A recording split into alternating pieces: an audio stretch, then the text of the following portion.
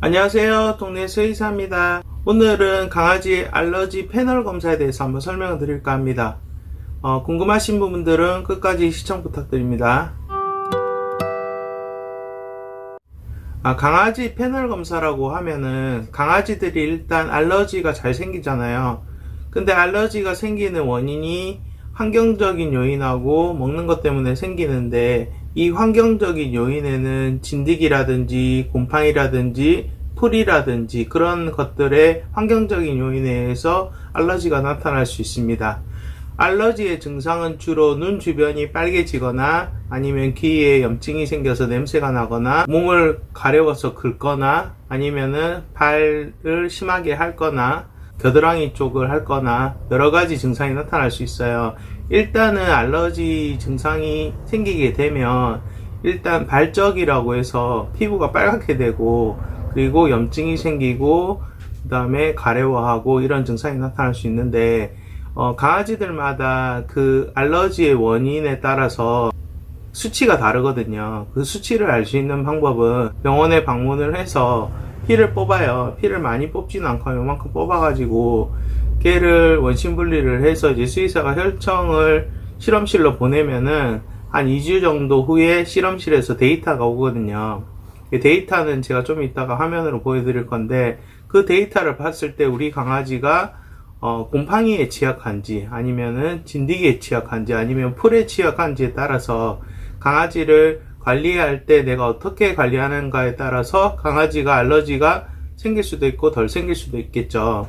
그러면은 보통은 진드기는 어디에 있냐면, 보통은 집 안에서는 이불에 많아요. 보통은 진먼지 진드기라고 하잖아요. 근데 진먼지 진드기는 눈에 안 보이고 되게 작기 때문에 그냥 얘가 이불을 막 덮어 쓰고 그냥 계속 이불에서 추우니까 이불에서 생활을 하다 보면 몸이 가려워질 수 있거든요.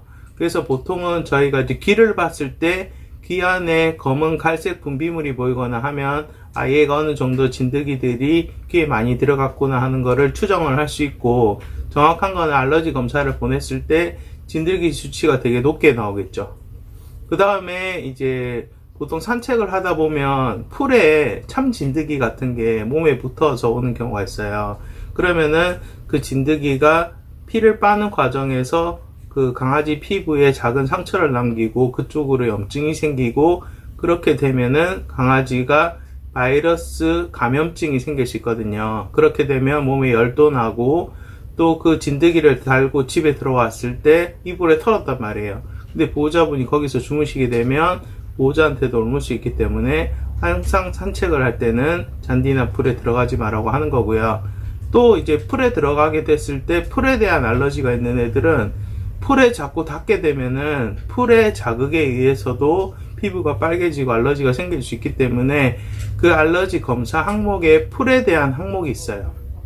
그래서 뭐 풀 종류가 자세히 나와 있긴 한데, 사실 풀에 대한 종류도 중요하지만 일단 얘가 풀에 대한 알러지가 있다고 하면은 가급적 잔디에 안 들어가시는 게 좋고, 그리고 이제 아파트 잔디에 들어가시다 보면 이제 농약이 살포되어 있거나 그런 경우도 있기 때문에 풀을 뜯어 먹는 거 별로 안 좋고요.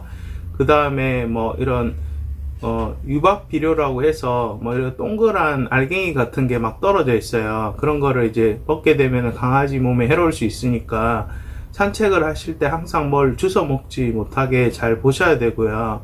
뭐 나뭇가지나 이런 거를 조금 먹는 거는 크게 상관없는데, 어쨌든 이물질 같은 것도 먹을 수 있고 뭐 담배꽁초도 주워 먹을 수 있고 하니까 그런 거를 잘 보셔야 되고, 그래서 이제 이런 알러지 패널 검사를 하게 되면 비용은 한 2~30만원 정도 비용이 들지만 한번 해놓으면은 이제 얘에 대해서 어느 정도 잘 알 수 있거든요.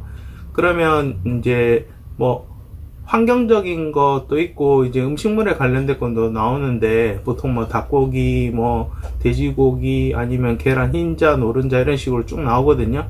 그러면은 우리 강아지가 검사를 해봤더니 계란에 대한 알러지가 있더라. 그러면 계란은 가급적 안 먹이시는 게 좋겠죠. 그런 식으로 체크를 하실 수 있거든요. 그래서 알러지로 인해서 좀 고생을 하거나 아니면 여름만 되면 얘가 가려워한다고 하면은 병원에 방문을 하셔서 알러지 패널 검사도 한번 해보시는 걸 추천드리고요. 이게 되게 과학적인 근거가 있기 때문에 우리 사람도 피부과 가면 알러지 검사하잖아요.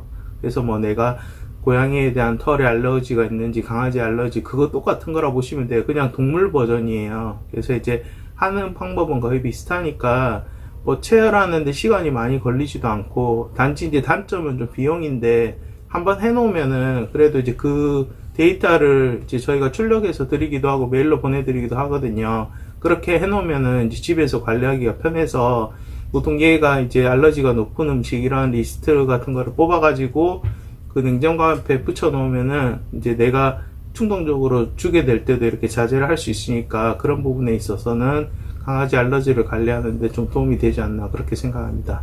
자, 오늘 영상 여기까지입니다. 감사합니다. 안녕히 계세요.